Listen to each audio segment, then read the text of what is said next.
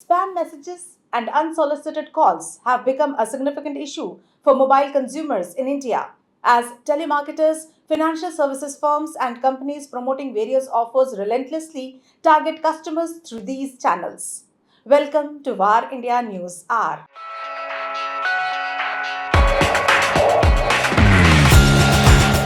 This surge in unwanted communications has led to a rise in phishing scams, fraudulent financial schemes, and data breaches, becoming more than just a daily nuisance for many users. This new wave of fraudulent activity has prompted the regulator to take a more assertive approach, recognizing the urgent need to protect consumers from these malicious practices. This coordinated effort aims to address the vulnerabilities in the current system and provide consumers with greater protection against the increasing threat of fraud and scam communications. The Telecom Regulatory Authority of India has been actively working to curb these unwanted calls and messages. However, several challenges, such as a massive subscriber base, unauthorized telemarketing, a lack of effective technology, and an inefficient complaint mechanism, have hindered the progress. One of TRI's recent initiatives involved urging telecom operators to implement a whitelisting mechanism since May of the previous year. This mechanism is designed to ensure that only approved URLs, APKs, OTT links, and callback numbers are included in content templates. TRI sought stronger financial disincentives for violation of regulatory provisions and revised regulations for senders and telemarketers, the regulator said in a press release.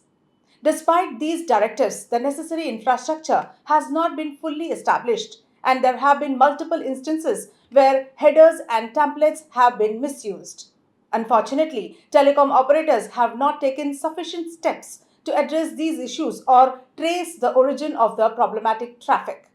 While some efforts are being made to combat this problem, more aggressive and coordinated actions are required to effectively tackle the challenges posed by spam messages and calls. As it stands, a comprehensive solution still appears to be a distant goal. Let's look into today's headlines. NVIDIA's board of directors approve $50 billion stock buyback. The board of directors of NVIDIA has approved a $50 billion stock buyback. The computer chip giant announced the share repurchase as part of its fiscal second quarter earnings. NVIDIA returned $15.4 billion to shareholders in share repurchases and cash dividends as part of the company's first half of its fiscal 2025. Last year, Nvidia announced a $25 billion share buyback as part of its fiscal second quarter results.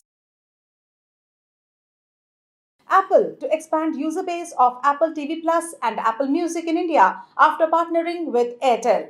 Apple's partnership with Airtel in India will give the iPhone maker a much needed boost in a content market where it lags far behind Spotify and Walt Disney.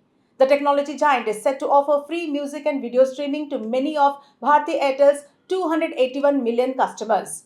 The deal is likely to greatly expand the user base for Apple TV Plus and Apple Music in the country. Google signs MOU with Tamil Nadu to boost AI ecosystem and tech upskilling. Google has inked a memorandum of understanding with the Tamil Nadu government to drive technological advancement and foster innovation in the state. The collaboration will focus on initiatives in key areas such as AI startup enablement, skilling, and industrial ecosystem enablement. Google will work with Guidance, the Tamil Nadu government's nodal agency for investment promotion and facilitation to support the development of a robust AI ecosystem. WhatsApp working on new chat mode for Meta AI. WhatsApp is working on a voice chat mode feature to communicate with Meta AI. With this addition, users will have the flexibility to personalize their interactions with Meta AI by selecting from a variety of voice options to find the one that better resonates with their preferences. This will enable real-time conversations with Meta AI via voice commands set to be included in a future update of the app. CrowdStrike set to testify before Congress on IT outage. A senior executive from cybersecurity firm CrowdStrike will testify before a US House of Representatives subcommittee on September 24th on the company's faulty software update that caused a global IT outage. The CrowdStrike executive will testify before the House Homeland Security, Cybersecurity and Infrastructure Protection Subcommittee. The July 19 incident resulted in flight cancellations worldwide and impacted industries around the globe, including banks, healthcare, media companies, and hotel chains. That's all for now. Please like, share, comment, and subscribe to VAR India magazine. You can download the VAR India app from Google Play Store and Apple App Store for more news and updates. Stay tuned. Thank you.